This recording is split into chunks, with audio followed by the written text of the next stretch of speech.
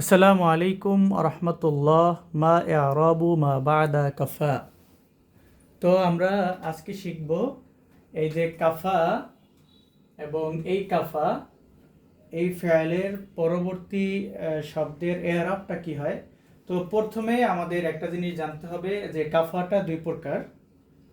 কাফা লাজিম হতে পারে এবং মুতাআদ্দিও হতে পারে।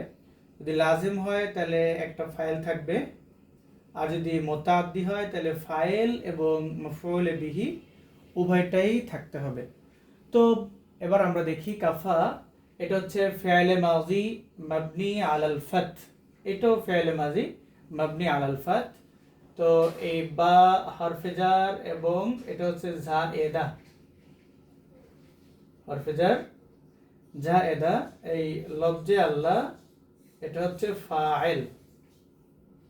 তো ফাইল হলো মারফুউন মাহাল্লান আর মাজরুরুন লফজান। তো এটা লফজান মাজরুর, যেমন বিল্লাহি, কিন্তু মাহাল্লান ফাইল হওয়ার কারণে এটা মারফু।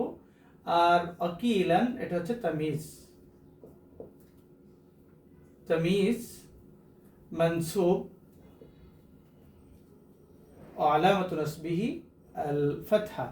তো পরেও কাফা ফেলে মাজি বা হারফে জার জায়েদা এখানেও, এবং আল মারই এটা হচ্ছে মাফউলে বিহি, মাফউলে বিহি।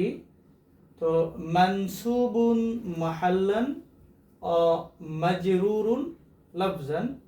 এরপরে যে আমাদের ইসমান আছে এটাও অকিলানের মতো, তামিজ মানসুব আলামাতু নাসবিহি আল ফাতহা। আর আই ইউকাযযিবা এটা মাসদার মুআওয়াল, এটা হচ্ছে কাফার ফাইল। তো শুকরান জাযাকুমুল্লাহ।